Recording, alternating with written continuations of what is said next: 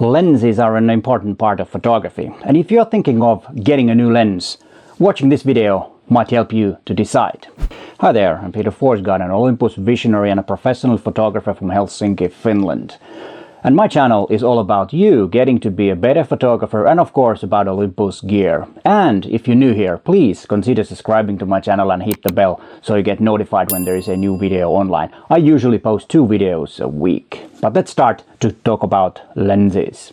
Before we get into the particular lenses, focal lengths that you might need, is a good thing to first talk about the theory of the lens, or what kind of lenses there are. The biggest difference, or 2 big groups of lenses, are of course zoom lenses and then you have prime lenses. And the difference is that zoom lenses have a variable focal length and prime lenses, the focal length is fixed. That's the main reason, or the main difference. It's not a reason, it's a difference. Most of us use zoom lenses because they're quite versatile. You have several focal lengths to use just from one lens. I usually use a lot of zoom lenses because of the versatility, as I said. And that is really a good thing. It's also a very economical way of using, because you need to buy only one lens that will cover several different focal lengths. But the downside on zoom lenses are that they are usually might be a bit bigger and heavier, and then of course when you have several focal lengths, it's not as fast as a prime lens. And by fast I mean the fastest aperture. And that's probably the biggest difference with prime lenses, which are of course usually a bit smaller, but not always. It depends on the lens and how fast the lens is and which one is bigger. But in general, prime lenses are a bit smaller and usually also faster. Many of you might have the kit lens as your first lens, and then you start adding up lenses when you feel like that you need a new lens. Always remember that getting a new lens doesn't mean that you will be a better photographer. Of course, it will help sometimes that if you have, let's say you have the kit lens, which is a very, very good lens to start. The biggest problem with that is that it's not very fast. So you might want to need a fast prime lens, which means that you can use faster shutter speeds, you can photograph in darker conditions, and then you might not have to push up the ISO that much, which will, of course, give you a better image quality, because there is less noise when the ISO is smaller. And then the second important things about lenses is the angle of view. You have 3 different kinds. You've got wide angle lenses, you got standard lenses, and then you got telephoto lenses. A 25mm lens is considered as a standard lens for Micro Four Thirds world. And anything that's smaller or has a wider angle of view, which means that, let's say that 70mm, which has less millimeters, is a wide angle lens because the angle of view is wider. And then if you have more millimeters than 25, it's considered a telephoto lens. What are the things that you need to consider when getting a new lens? I was already talking about the faster aperture, which means more light, less depth of field, lower ISO and faster shutter speeds. But there might be other reasons, and one is if you need a special lens, which I will talk about a bit later in this video. And remember, I want to point that don't get a lens if you don't really need it. It won't be or make you a better photographer. But as I said, sometimes it might be a useful thing to do and photograph something that you have not been able to do before getting the new lens. And let's look at M.Zuiko and M.Zuiko Pro lens lineup and what Olympus has to offer. And let's start with wide angle lenses, which you might want to use when doing cityscapes and landscapes, for example. That's a common use for a wide angle lens. From the Pro lineup, you have the 7 to 14mm f2.8 lens, which is a really versatile lens, and the 7mm is a very, very wide angle of view. And you have the milder or less wide angle lenses, the 14mm part of that lens, or the end, or the longer end of that lens. And of course you have the 12 to 40mm, which can also be used because of the 12mm that it has as its widest. So those 2 lenses are really good for cityscapes and landscapes. And from the Pro lens you also have the 17mm prime, which is the only wide angle prime from the Pro lineup that Olympus has, except of course the special lens that is the fisheye, the 8mm, but I will talk about that a bit later. And then from the M.Zuiko lineup you will have 12mm, which is a really good lens for landscapes. It's a small, and the aperture, the fastest aperture is 2.0, and that's a very good lens for landscapes and cityscapes also. Actually, the 12mm to f2.0 lens is the first prime lens for micro four thirds world that Olympus made. Even though it's a quite old lens, it's actually a pretty good lens for landscapes and cityscapes, and it's really nice and small to carry around, so that might be something to consider. And then of course there is the 70mm f1.8 lens also, which is right good for cityscapes. And if you want the zoom lens from the M.Zuiko lineup, then you have actually one option that I think is worth considering. That's 9 to 18mm, which I need to check what the what do you call the fastest aperture on that lens is. Let me check. That was from f4 to f5.6. So it's not the fastest, but it's also a quite small and very good lens for cityscapes and landscapes if you don't want to invest in the pro lineup lenses. What if you like to make portraits and photograph people?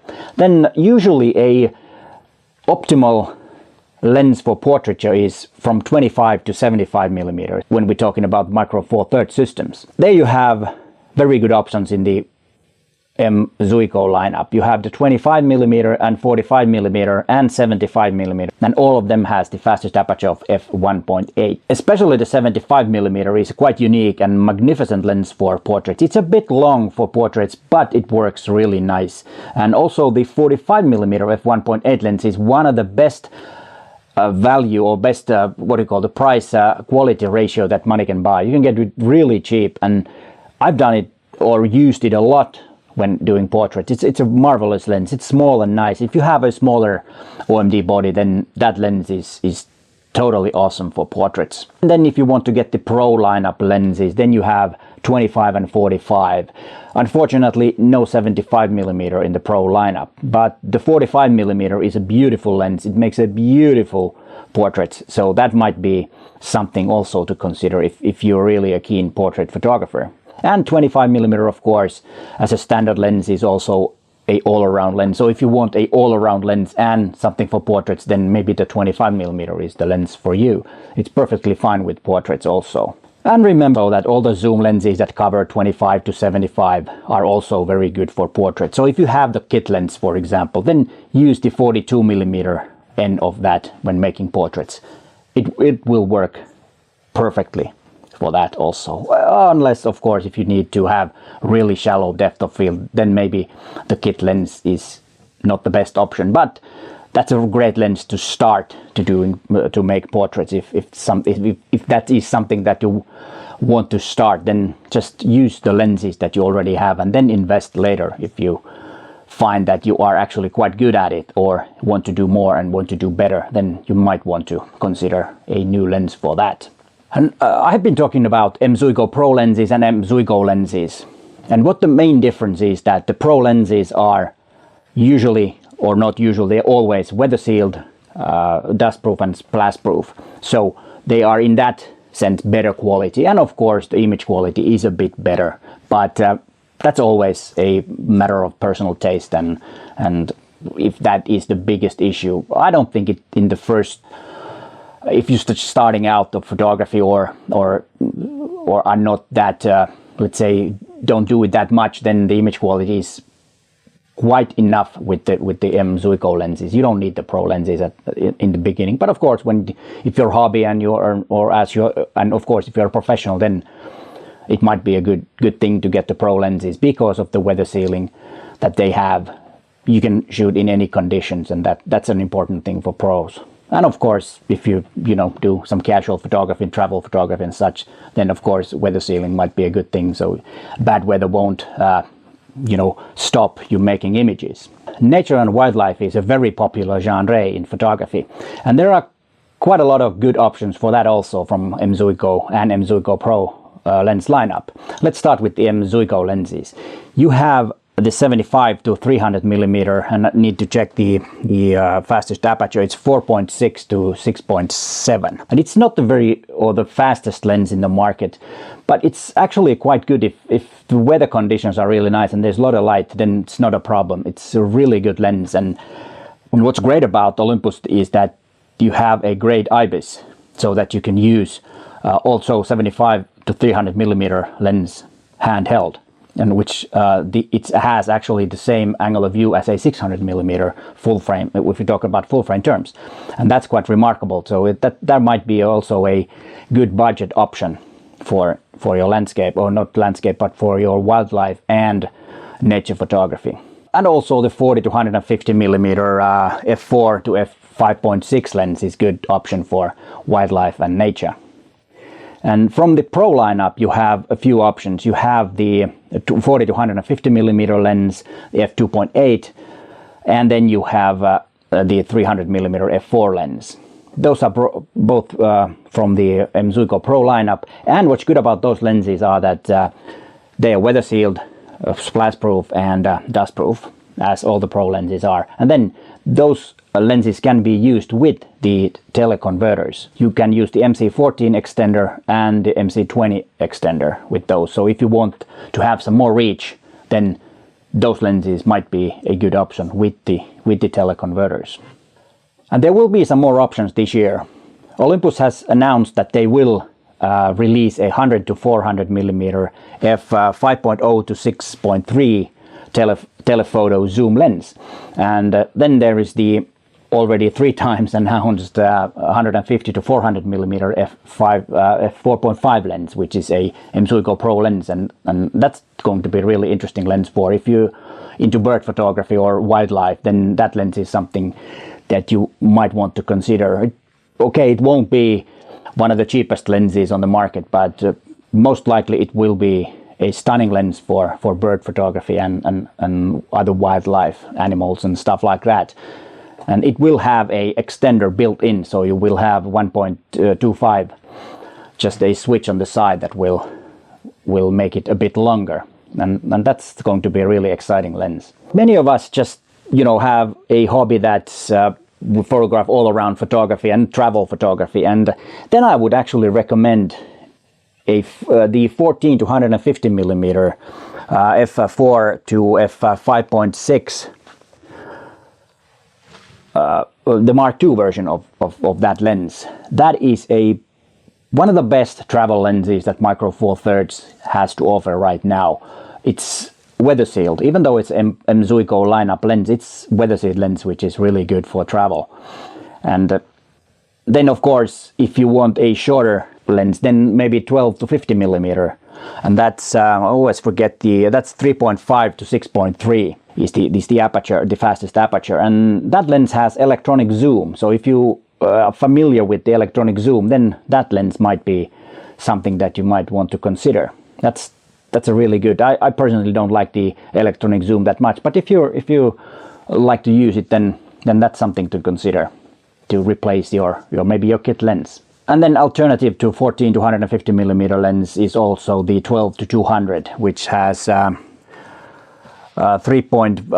3.5, let me check it. Yeah, 3.5 to 5.6, and that's also a very good lens. But I actually like the 14 to 150 millimeter more. It's a bit smaller lens, and I've tested them both, and I think the 14 to 150 millimeter is a bit better quality. But if you want to have some more reach, then look for the 12 to 200 millimeter. It's also a very good lens for travel and all-around photography. And what about the Pro lineup? What kind of lenses is there for all-around photography and travel photography?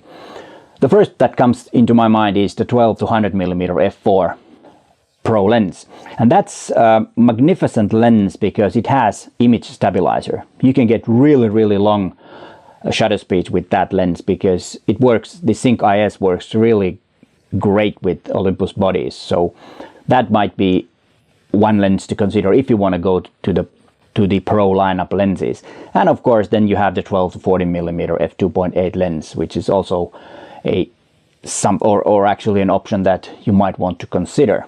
And then there are a few special lenses, and you have the macro lenses, which is actually for wildlife and nature. If you want to do macro photography, then you have the 30 millimeter f3.5, or you have the 60 millimeter f2.8 macro lens. Both of these lenses are really nice for macro photography, and the 60 millimeter f2.8 lens has a bit advantage over the 30mm, because usually a macro lens is good to have some narrower angle of view, so you can get a bit further away from the subject, so you can fit some lights between the lens and the subject itself. And then of course the 60mm is also weather sealed, dust proof and splash proof, so it's more versatile in that sense. And also, I did not mention when I was talking about the portrait lenses, the 60mm macro lens is also very good for portraits.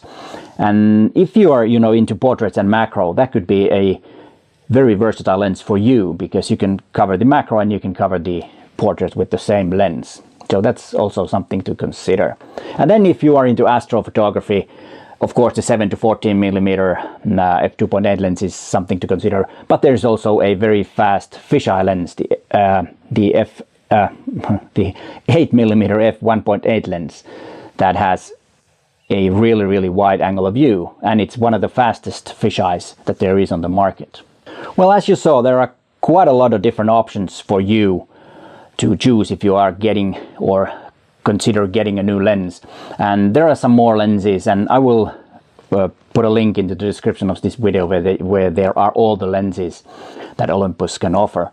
And then of course you remember that Micro Four Thirds system is very versatile in the sense that there are several lens manufacturers that provide lenses for the Micro Four Thirds system. And of course one is Panasonic / Leica.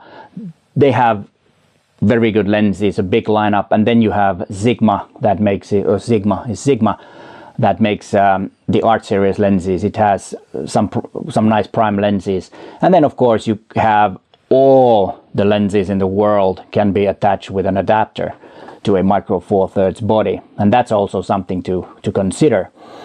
And of course you have Voigtlander, Meike, you have what else was there, an SLR Magic that makes manual focus lenses for Micro Four Thirds. All of those are also options, and don't forget to check out those if you're in the market of a new lens. And next you might want to watch this playlist. There are all the videos about lenses that I have tested. But hey, thanks for watching, and bye for now.